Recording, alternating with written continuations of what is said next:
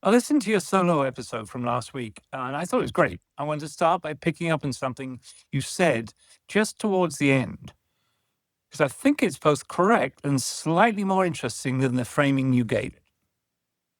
You said AI has raised the floor on mediocre output, but not the ceiling on excellent work. And that, I think both of those are true. What I want to add is that from a neuroscience perspective, raising the floor is not just a throwaway neutral event. When the baseline of acceptable work changes, the baseline of what the brain finds effortful also changes. Tasks that previously demanded our focused attention, like drafting, structuring, producing variations, etc., now can all sit below the threshold where the brain naturally engages. That's consequences the solo episode started to touch on, but I don't think we fully unpacked it. And that's where I want to spend a bit of time today, because I think there's a genuine conversation to be had about what's happening inside the brain when we hand parts-felt thinking to these local tools. I don't mean the culture war conversation or the mechanism of what goes on, or what specifically we're offloading, what neural systems go quiet when we do, and what does the research actually tell us about when that's fine and when it actually matters. I also want us to talk honestly about how we've used these tools in our own work, because I think that kind of practitioner account is generally useful, and we often don't do enough of it. And then, because this is the question we keep getting from our BrainWise friends, we'll spend some real time on what to actually do if you're uneasy about AI. Whether the unease comes from not having started yet, which is true for a lot of people, or from having started and not being sure if you should have done. So those are the topics we're going to cover today. Welcome to my BrainWise coach. I'm Cole Bastian. And I'm Phil Dixon. And this is the second part of a conversation that I started solo last week. If you haven't heard part one, you don't need to go back first. We'll cover, what you need. But if this episode leaves you wanting the practitioner angle, the solo episode is where I talked through my own 2-year experience building with these tools. Today is different. Bill is back, and we're so glad to have him back. So we're going to go deeper on the neuroscience of what's actually happening in the brain when we work with AI.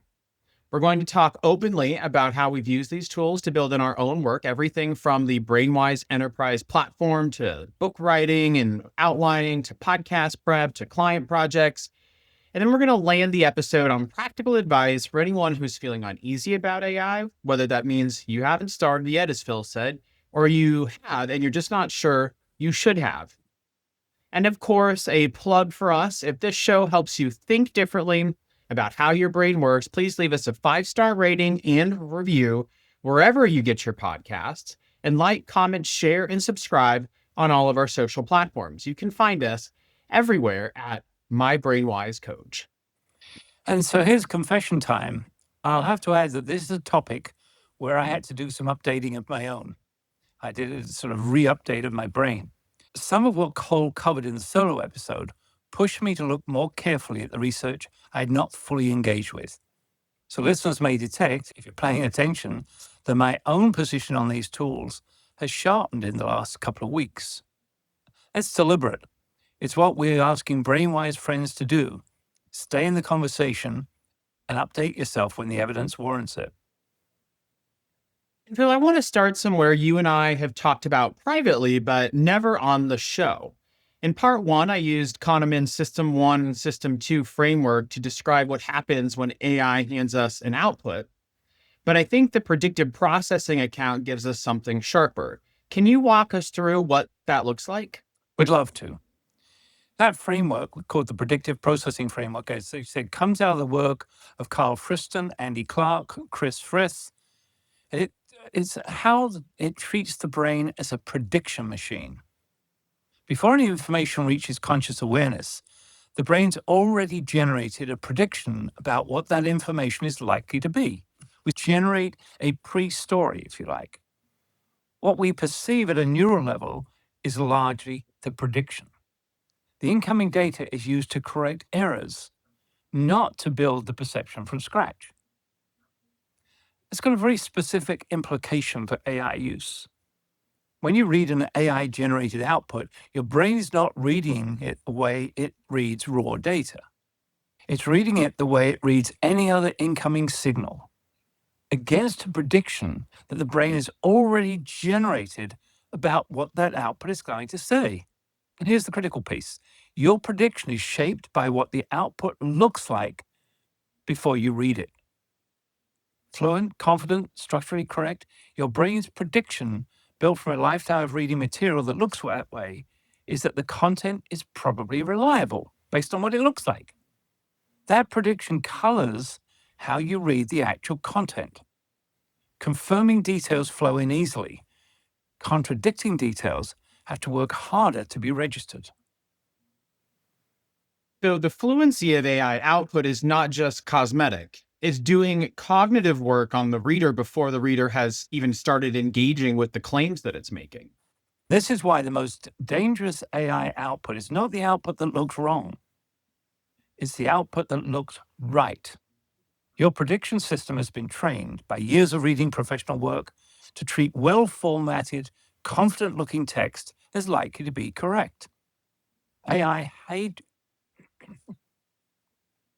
hijacks that prediction without actually earning the right to do. The brain does the work of trusting the output before you've consciously chosen to trust it. I want to take a slightly different angle for a moment because I've noticed something in conversations about AI, including even my own.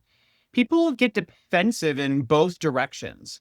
Skeptics get defensive about their skepticism, and users get defensive about their use of it. The emotional temperature on this topic is higher than the stakes of most individual conversations warrant. What's going on there?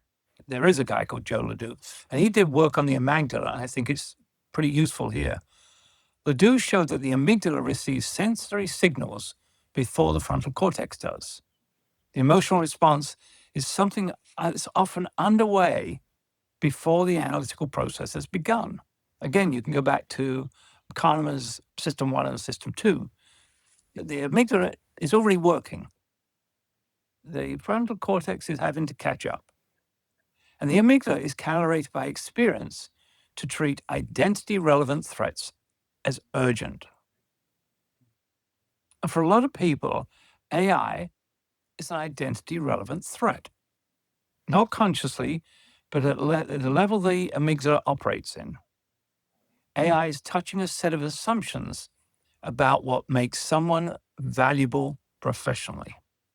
If you've built your career on being a good writer, a good strategist, a good analyst, AI is starting to encroach on your territory, and the amygdala has marked this as, who am I? The defensive response is not irrational. If the amygdala is doing its job, protecting a sense of self that has been genuinely threatened is part of that job. The mirror image is true for users. If you've invested significantly in learning to use these tools, and someone suggests that reliance on them is hollowing out your capacity, this also lands as an identity threat. Both responses, the skeptics and the users, are amygdala first, cortex later driven, which means both conversations tend to get hotter than the underlying facts would warrant. So perhaps the practical move is to notice when your own response is amygdala driven. Yeah, that's a practical move. You're finding yourself raised in emotions that the following morning you'd say, I wonder why that was so important to me. So if you find yourself having a strong emotional reaction to a claim about AI in either direction, it's worth pausing and asking, is this reaction about the evidence or about what the evidence implies about me? Most of the time, the heat's coming from the second question, not the first. In the solo episode, I leaned pretty heavily on the Sparrow 2011 study, the Google Effects on Memory paper. But there's a more nuanced follow-up literature. Risko and Sam Gilbert published a framework in 2016 in Trends in Cognitive Sciences that I think would help us be maybe a bit more precise here. Can you walk us through it? Yes, and I think this is where AI and the AI conversation benefits most from the careful neuroscience Risko and Gilbert's framework distinguishes between offloading that is productive and offloading that is degrading. Those are my terms, not theirs, but they capture the distinction that they drew. Productive offloading is offloading where the cognitive work you keep becomes more valuable because you offloaded the other work that you didn't need to do. Using a calculator to handle arithmetic frees you to focus on whether the arithmetic is answering the right question. Same as using a GPS to handle route optimization frees you to focus whether the destination is the right one or not. In both cases, the offloaded task is lower value than the task you retained, and the overall cognitive output is better. And we wouldn't think twice about using a calculator or a GPS nowadays. Right. Degrading offloading is offloading where the cognitive work you kept depends on the capacity you just stopped exercising. If you offload the step-by-step reasoning of a math problem to a calculator, you get the answer. If you offload it for every math problem you ever encounter, you lose the capacity to notice when the calculator's answer is off by an order of magnitude. The capacity to evaluate the output is downstream of the capacity you gave up. So the question isn't whether to offload, it's whether the specific offload is productive or degrading in that particular context. Exactly. I'm going to add something in that's not in the script here, okay? Okay. I was working with a chief financial officer yesterday afternoon, and we were going through basically the P&L and the balance sheet of a company that I'm involved with. And he went, "Hey, take a look at this number. Doesn't it look wrong to you?" And it looked perfectly fine, the number to me, but then he put it in context. And he basically was able to say, that number is much larger than any investor would like to see, and these are the reasons why. So he was using a spreadsheet, but he was still looking at the destination of what we were trying to talk about. And that was the cognitive value added. The spreadsheet just produced it all in a beautiful diagram for us. And I think that's the same here. And so it depends on what you're protecting. A professional in a domain needs to protect the cognitive capacity that their professional judgment depends upon. Okay? For a writer, that might include the capacity to structure an argument from scratch, even if a tool, an AI tool, could produce a structure faster. For a coach, that might include the capacity to diagnose what's happening in a conversation, even if a tool could produce, and here's the key, a plausible diagnosis. The offload is productive if the retained capacity is independent of the offloaded capacity. The offload is degrading if the retained capacity depends on exercising the offloaded one.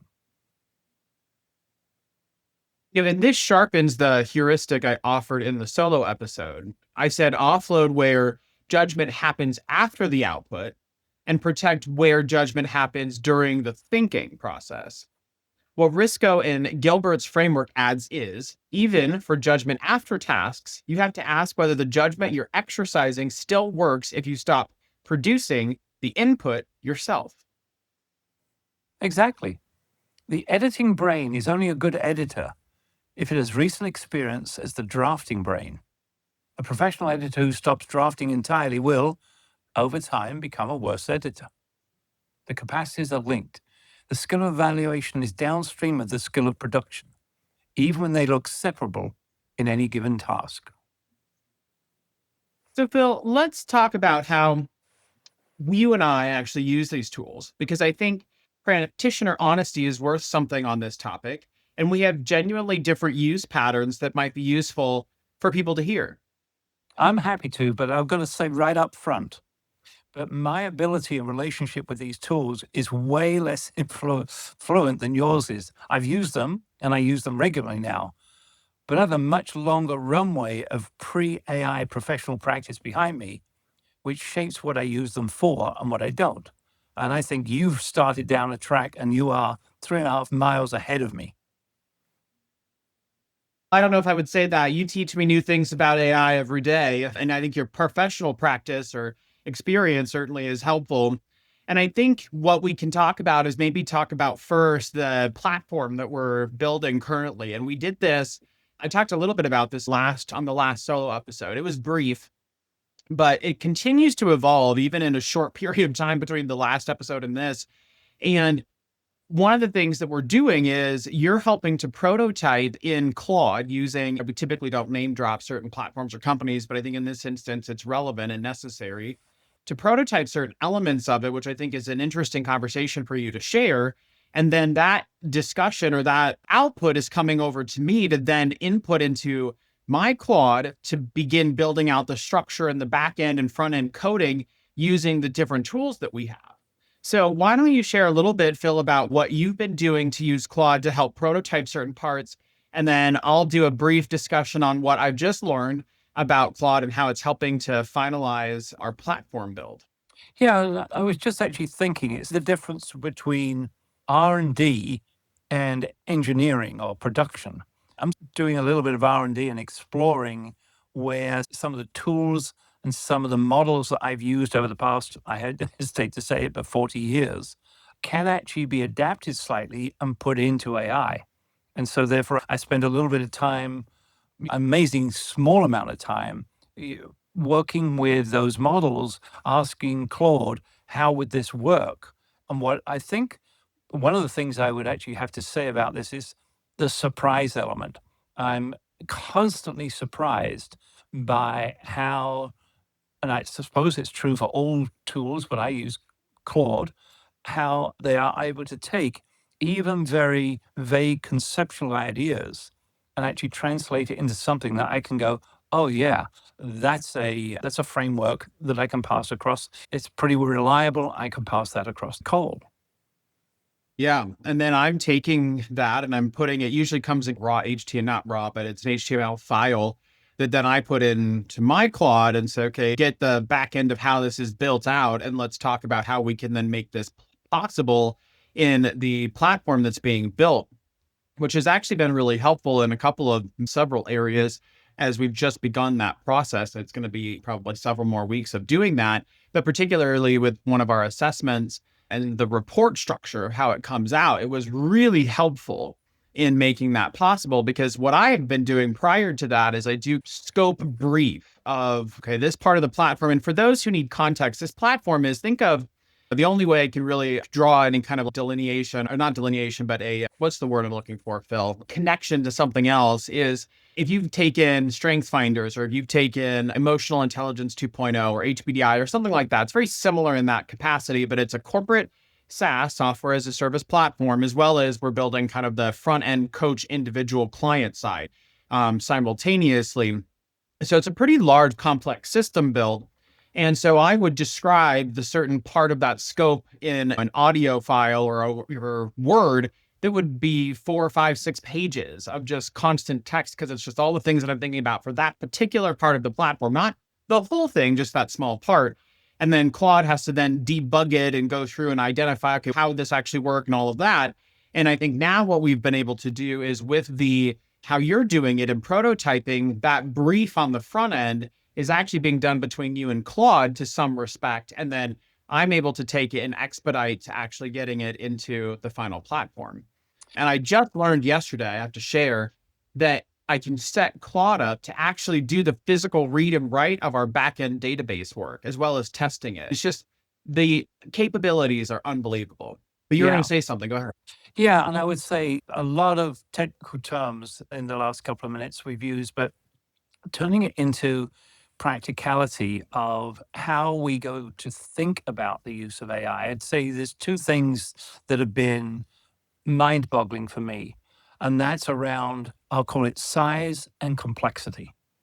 In that, when I've looked at doing prototyping or redesigning things in the past, or doing something again, or repeating something because it's not quite right, I've always had in the back of my head, it's going to take a lot of effort. I might just put a week of work into that, and if I have to redo it, that's going to be another week of work. Well, it's a feasibility issue that can be thrown away now, because a lot of these prototypes literally take 15 minutes to talk about and 5 minutes to get done. So what was a week's work is now down to maximum of about 20 minutes. So you can Right. prototype much more quickly and rapidly than we've ever done before. That's number one. The second is I used to, when I first started using these tools, I would think that they were just a slightly better version of me. I'm fairly dumb, but they could do dumb much quicker than I could. Well, I was wrong. You can actually talk to them in English, and I'll come back to that in a moment, but you can talk to them in English about what you would actually like to have happen in that prototype, and they unpack it for you. And so, don't be frightened about saying something that you think, oh, this is too complex for them. No, I haven't found that yet. The other thing I'd say is on size is that, and I know that we've got like close to 100 different variables that we think about in the brain. And if you think about, you want to take each of those variables and analyze them in about 8 different dimensions. That's 800 pieces of work to be done. You and I would have to, we'd shoot ourselves rather than do that. But AI does it for you in a matter of minutes. That's why I say complexity and size, you don't let them worry you anymore. Just go for I it. think that's true. And it's so important because it's not one of the barriers, I think, for people to doing it is they might be a little bit afraid of what it looks like. And then to some respects, there's probably a pride element to some degree. Is if this work is produced by AI, is it as good as or is it mine? Or how does all that work? And I think each person will individually work through that. I definitely had some of that on the front end. And specifically when we started writing books, one of the things that I have done and you have done also is we've actually used AI to help book writing process for us, which for those who've never written a book before, it's an extensive, labor intense process, especially when it's highly research based versus more fun and fiction based. And the AI tool helps to really make sure that you can think through the structure of the book. You're able to identify the outline of it, the subtext, all of those things, as well as do a tremendous amount of the research on the back end. Now you have to validate that the research makes sense, and 90% of it does, especially if you have the right parameters put in. And then maybe there's 10% that you need to pull out. But the research part, at least for me, when I was doing my master's degree, it would take, I would be looking stuff up, trying to find it. And not always did I read the whole article. Actually, I almost never did. At least in that context, it still took me more time. But then in this context, AI actually understands and is reading the article. So there's probably a stronger link to the topic than perhaps what some of my work that I did in my master's degree. Hopefully no one ever sees that gave me my master's degree. I promise you I'm very smart. Anyways, and so it's very helpful. And then I also have used it as somewhat of a ghostwriter, because the other thing that takes a while in, especially long form writing, is you have all these ideas, but how do you structure them in a coherent way so that the other person on the other side of the book is able to understand and look behind the curtain of what you're thinking? AI is able to do that. And for our BrainWise friends, and Phil, you know this, oftentimes my brain is going so fast that I'll start a thought, I won't finish it.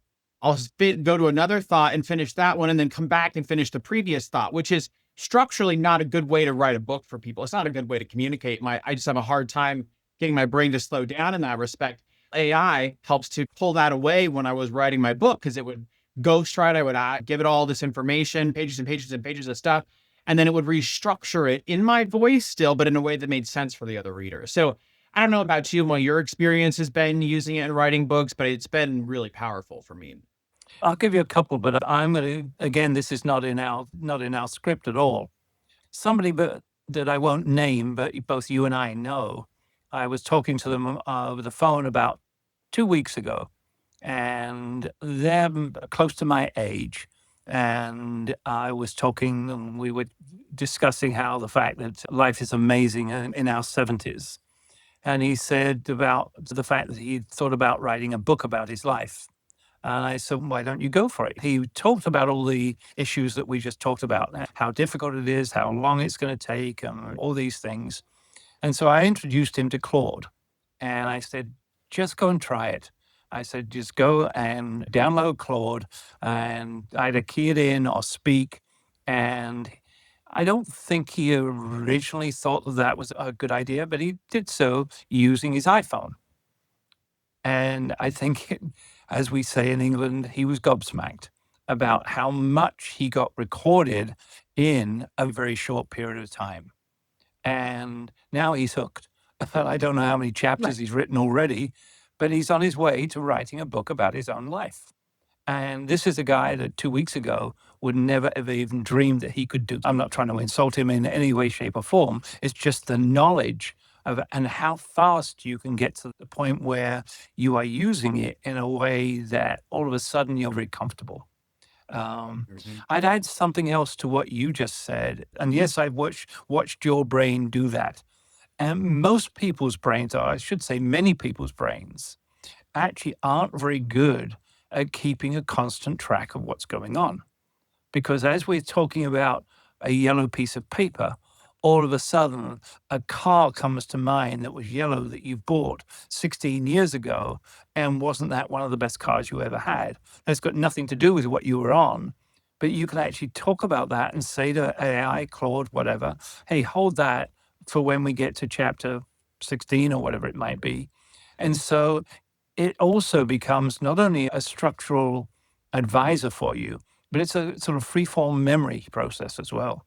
Make any assumptions were about what it cannot do, because most of the things I've found where I said probably can't do that, I was wrong. And go try it. Most of these tools are free. Most of them are relatively easy to get up and using. And I think most of the time the average user who hasn't tried it yet is going to be blown away in a positive way.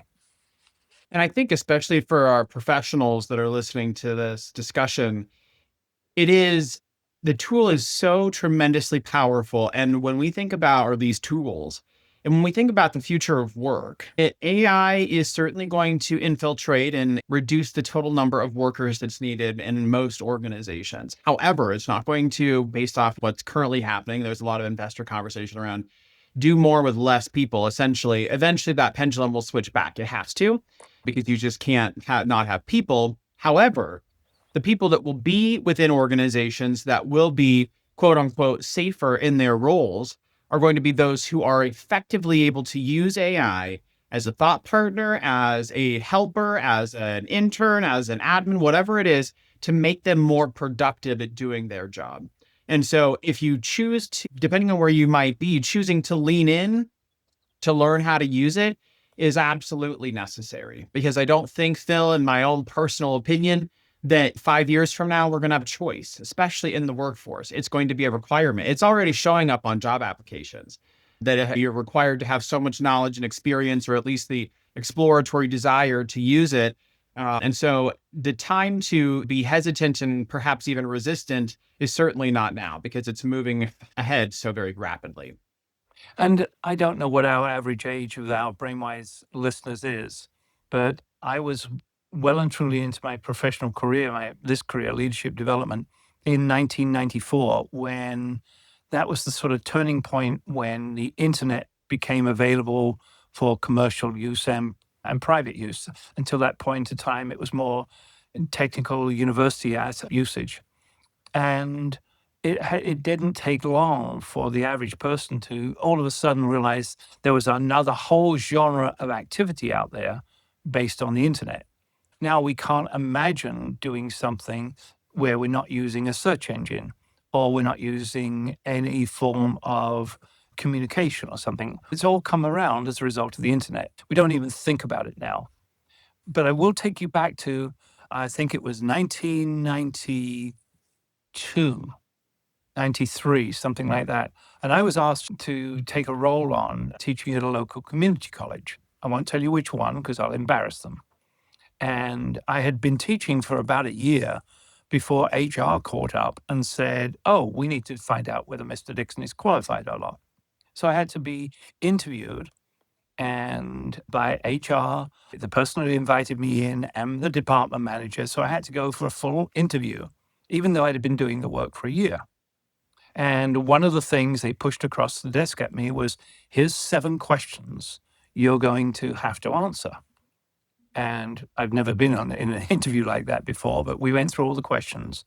And the last question was, what technology are you going to use in the classroom? So I went into all sorts of explanations about how I was going to structure the class and how I was going to put groups together and they were going to go off and do research. And I was stopped. And the HR person asked me a question. And the department head said, what she's asking is, are you going to use the internet? And it was so obvious to me that I was already using it that I hadn't even thought about it. And my reply was somewhat sarcastic. I said, yeah, I'll probably use a telephone as well. And I think that's the Sounds like a very Phil response. it probably is. But my point is that it won't be long before we're regarding the using AI in exactly the same way as we regard using the internet and a telephone. Oh, I totally agree. And Phil, I think there's a pattern here that I notice about both of our accounts related to the use of AI and what we just described, and I think it's worth naming. We both use AI most confidently for work that has a shape before we start, an outline, a framework, a structured deliverable. We use at least confidently, or maybe not at all, depending on the context, for work where the shape has to emerge from the thinking itself. We already have an idea that we're putting into it. There's a shape that's forming versus the opposite, which there isn't much. And I think that distinction maps closely onto Risko and Gilbert's productive versus degrading offload. We're offloading the execution of a shape we already understand. We're also protecting the generation of a shape we have not yet discovered. And that's not something we arrived at theoretically. That's something we arrived at by working with these tools and noticing which outputs were worth keeping and which weren't. And I think there's another kind of lens that I think will be helpful here for our BrainWise friends, Phil, related to our podcast. And we've both used AI in prepping for our episodes. So you want to share a little bit about your experience with that, and I'll add a little bit from my own perspective? Yeah, and so we've got the two types of episode. We've got the long form and the short form. I tend to use AI for our short form episodes as a matter of testing out whether there's an idea there or not. So I'll come across a piece of paper that's been written and it intrigues me, and I wonder whether, number one, I'm a skeptic. So is this true? Has it been verified? Has it been peer reviewed? All this stuff. Whereas I used to then have to go off and start searching and looking in. If anyone hasn't found this, Google Scholar is a really good way of getting access to those papers that we were talking about earlier on. So I used to go into Google Scholar, find all the papers, read them as well as I could, and understand whether or not there was a general sort of genre about what I was thinking about and the topic. Well, now I just take the paper, I cut and paste it, feed it into Claude and go, can you go and find a half a dozen more peer-reviewed articles on this topic? And it comes back and it says, yes, it's either a valid topic and there's lots of people doing research on it, or, yeah, this is a bit shady. You might want to be careful about what you cover. So it's in that's in the process of helping you, putting it in the shaping of, do we have a shape for it? So I use the tool to help me shape whether or not even a topic is worth investigating. Yeah, and I've done the same thing. I think there's another vantage point that we use AI for our podcast, and that's in the editing side of it. We use a tool called Descript, where we do all of our recording, and then it also does the editing from a transcription perspective and cutting stuff out and retooling the way things look or the way things sound. Whereas if you used Adobe products in the past, which now they probably have AI, but there's AI functionality within it, or it clips. It goes and identifies the best clips. And so the work is ours. The content that we're talking about right now is 100% ours, and it's really good discussion. But then AI is able to help us expedite the speed at which we can get things published for our BrainWise friends to listen to. And I think there's a place in which there probably is a conversation around, is this, to what degree do we use it, and making sure that it's the right balance? But it can be used as a powerful accelerator, because being quite frank with our podcast, we wouldn't be able to do what we do if we didn't have the AI tools to help us out, because it's a tremendous amount of work. If no AI existed, right? Or we weren't using it, it would be a tremendous amount of work that unfortunately just might not be worth the squeeze of doing. But because we can do it in a more expeditious with still quality output that is still ours, we just take some of the, I don't know, more remedial is the wrong word, but the more mundane task of editing and all that kind of stuff out of the picture that allows us to be able to do this while also still doing all the other things that we're accomplishing. What I notice is something that is this. Neither of us treats AI as a binary switch. It's either on or off. We both decisions about where in the workflow the tool can have a place and where it's not useful. This is not a skill I was born with, that's for sure, and I suspect most people haven't been. It's a calibration that I've gone through over the last, I don't know, 3, 6, 9 months, and I've only developed it through practice, noticing when that output served me well and noticing when it didn't or it cost me more effort than it actually saved me. And sometimes the first time through costs you a large amount of effort, but then the second and third and fourth, it actually saves you effort. And BrainWise friends, I think that's the most useful thing that we can model in this segment, possibly. Not what we used it for. That's exciting and it's fun and it's learning and we're having a good time with it. But probably more importantly, from a brain perspective, how we decided what to use it for. And the answer is in both of our cases is that we ran it. We watched what happened and then we updated. That's the practitioner posture. It's not ideological, it's empirical. And so, Phil, one of the questions that we get most often, especially from our BrainWise friends in professional contexts, is some version of, I feel uneasy about AI and I don't know what to do about it. And I want to spend real time on that because I think that the uneasiness splits into two very different stances that deserve different responses. Okay, two different stances. I assume you got a line between the two of them. How are you drawing that line? I think the first group is people who haven't really started using these tools. Number one, they've read things. They've obviously most likely heard about it. They are listening to the podcast. I certainly have. They're skeptical or maybe resistant often for reasons that have real merit. But they're also watching colleagues adopt the tools and feeling a gap opening up. The unease is, am I falling behind or am I right to hold out? The second group is people who have started using the tools, sometimes heavily, and feel a different kind of unease. They notice they're not drafting the way they used to. They notice they reach for the tool before they reach for their own thinking. I've actually done this myself a couple of times. They notice they can't quite tell anymore whether their best recent work was actually theirs. The unease in this case is, am I losing something I should be protecting? So they're generally different problems. And I think the mistake most commentary makes is treating them as the same question. And I'm actually going to give you quite a question here. Do you use GPS? Yes. I wouldn't know where I'm going without it. When did you first start using it? I don't know. I'm aging myself a little bit, but I did use maps first. Ah, Because when I was first young, I did not use GPS. It really wasn't a big thing. And back then it was these huge Garmin devices that you had to key in stuff.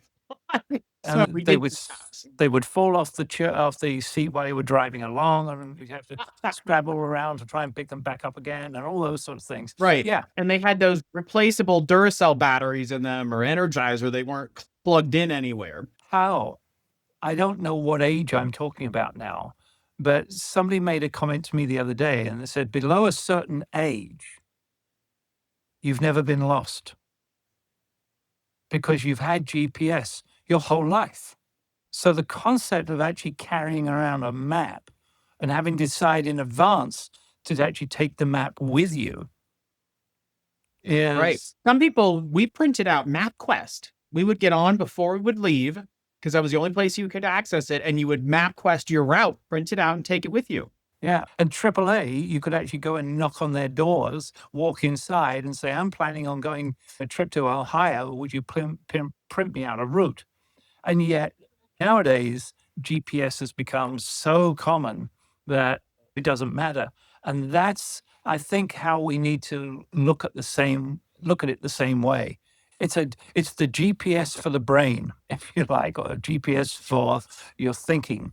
And anyway, If you're in the first group that you mentioned earlier on, my honest advice is this: you probably should start. And here's how to start in a way that protects the thing your skepticism is trying to protect. The reason to start is the only way to develop good judgment about these tools is to use them. I left England many years ago, and I made a commitment to myself. I was going to try every food available. I said, because I can't say I don't like it if I haven't tried it. And there's been a couple of occasions when I've looked at some food and gone, I can't even eat that. I don't know what it is. But in general, I've eaten lots of things which I found I came to love. I've eaten a few things that I go, never again. I think we need to have the same thing with AI. Start. To form a valid opinion, you have to start using them. If you form your opinions from reading about AI, they're not the same as calibrations formed from working with AI. You won't know what these tools are good for, what they're bad for, where they fail, where they surprise you, until you've actually run them on real tasks in your own field. Continuing to not use them leaves you in the position of having views about a thing that you've never actually had direct experience with. That's me like saying, I don't like whatever it might be. Have you ever eaten them? Actually, no, but I don't like them. I don't like the thought of them, maybe, but in most people, I looked at it, for most people around the world, they're eating these things and they're not dying. So I probably am not going to die. Just try it. Yeah, I think and that's one of the things that our brains love to do is to learn, to constantly update. And most people really enjoy that process and using AI as a learning experience. And it can be rather exciting. And Phil, I want to go to the second group. And so the second group is the one that I think spending some more time on might be really helpful for folks, because I think the advice here is less discussed and potentially more important. If you're in the second group feeling like you've offloaded more than you meant to, the instinct is often to swear off the tools. I'm done using them, I'm not coming back. That's usually the wrong move. Actually, I would venture to say from my own perspective, it is the wrong move. What it does is take the tools away without rebuilding the capacity you've lost. You end up in a worse position than either the skeptic or the integrated user. So I'm going to invent a term here. I'm going to call it cognitive reclamation. How about that? You first heard it here. I love it. You identify specifically the capacities you're worried about having lost. And then you deliberately exercise them in the part of your work where they matter most. Not across the board, specifically. If you're worried about your capacity to draft from scratch, designate specific pieces of writing that you will draft from scratch with no AI, even if the tool could do it faster. Treat it as strength training. The goal is not to be anti-AI. The goal is to keep the cognitive muscle in usable condition. So use AI sometimes and do it yourself sometimes. And over a period of time, you'll actually be able to be a judge on what you prefer and why. Absolutely. And what I found in my own practice is that once I designate that AI-free territory, my AI-assisted work actually gets better, because I'm bringing a sharper version of myself to the work of evaluating what the tool produces. The capacity I'm protecting is the capacity I need to do the evaluation. And there's nothing more embarrassing, I just want to add here, than letting AI do some work for you, and then you hit send before actually reading it, and then there's something in it that is wrong. Yes, It's indeed. embarrassing. Don't do it. Make sure you review it before you produce it for others to see. Yes, it's almost like you and I have taught delegation.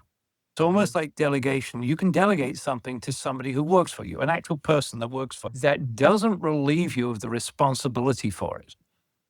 And I think that's a key insight there for people is if you think of AI just being another way to delegate work, sometimes you're going to delegate it to a human being and sometimes you're going to delegate it to AI.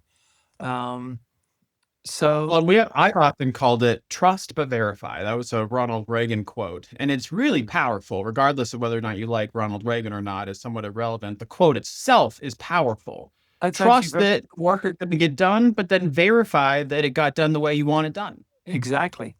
Yeah. What connects both groups, the skeptic who hasn't started and the user who feels they've overgiven, is a principle that I think we should name clearly: deliberate exposure and deliberate protection. Deliberate exposure means you are using these tools intentionally and with attention in parts of your work where you can evaluate what you're getting. You're not avoiding them out of principle, you're using them to build calibration.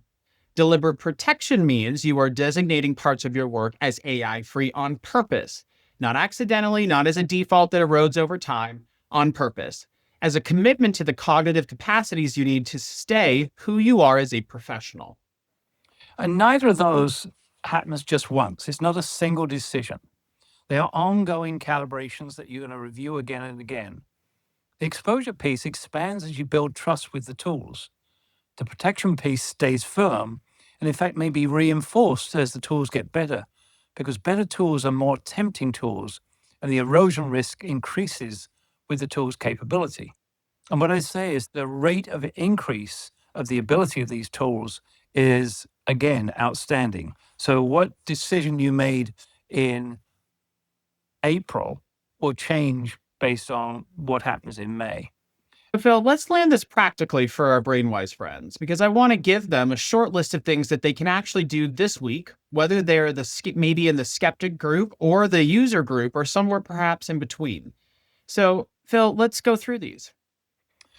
The first one from me, if you're not using these, first one comes from me. If you're not using these tools at all, run one small experiment this week. Pick a low stakes task in your professional domain, somewhere where you can have a possibility to evaluate the output, and use a tool to produce the first version. Compare it to what you would have produced. Notice what it got wrong and what it got right. You're not committing to adopt it. You're just building a calibration in your own brain. Second, if you're using these tools, designate one category of work as AI free for the next 30 days. Not because AI is wrong for it, because the cognitive capacity that category develops is one you want to protect. Notice at the end of 30 days whether the work you do in that category feels different. Notice, more importantly, whether your AI assisted work feels different as well. Third point, before you use a tool on a significant piece of work, write up a one-paragraph brief to yourself. What are you trying to produce? Who's it for? And what's the one thing that cannot go wrong? What will make it a perfect item as it got produced? Cole made this point in his solo episode, and it bears repeating. The brief is the thinking. Without it, the tool produces an answer to a question you haven't asked clearly. Once you've done that, you've got it labeled, then say, produce this for me. Fourth, identify the verification layer. This is really important. Before you look at the output, what checks does the output need to pass before it ships? Factual verification, logical pressure testing, tone review, whatever is relevant. Commit to those checks before the output looks good, because once it looks good, your motivation to verify might drop. Yeah, and this one's going to be a bit challenging and for some people uncomfortable. So on average, let's say once a month, take a piece of work that you produce with AI assistance and ask yourself an honest question. Could I still produce this if the tool disappeared tomorrow? Nor could I produce something of similar value. The answer tells you where the tool has extended you and where it's replaced a capacity you might want back. And finally, and this is the one that I think we should end on because it's pretty powerful, is watch your own emotional responses to AI content, yours and other people's. If you notice yourself reacting strongly in either direction, pause and ask whether the reaction is about the specific output or about what the output implies about you. That moment of noticing is the difference between reacting from the amygdala and thinking from the cortex. And it applies across almost every domain of AI engagement. So, Phil, in your own words, how would you wrap this segment up or this conversation up for our BrainWise friends? I'd wrap it up in two ways. You and your brain are not neutral observers of AI output. Your brain's doing active work to interpret that output, and the work is shaped by how the output looks before you even engage with its content. Fluent, confident output triggers trust predictions that may be valuable, but they may not be earned. The practical implication is that your skepticism has to be a deliberate practice, not a default. Use your skepticism as a tool. Don't forget the brain's default is to accept what it sees if it likes what it sees. And the second I'd say is about productive offloading and degrading offloading. They are genuinely different things.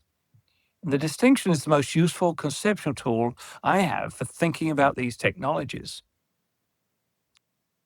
If you retain the cognitive capacity the tool is extending, the offload is productive. If the capacity you retain depends on exercising that capacity you gave up, the offload is degrading. That distinction deserves to be present. That distinction deserves to be present in every AI decision you make. I think that's really powerful, Phil, and a great way for us to end this conversation, because we've given our BrainWise friends a lot to think about from both a neuroscience perspective and our own personal accounts of this. And if you've enjoyed this episode, as always, comment, share, and subscribe wherever it is that you get your podcasts. Give us a 5-star rating and review, because it really does help others find our BrainWise community. And you can find us everywhere at My BrainWise Coach. Until next time, stay curious, stay compassionate, and always stay brainwise.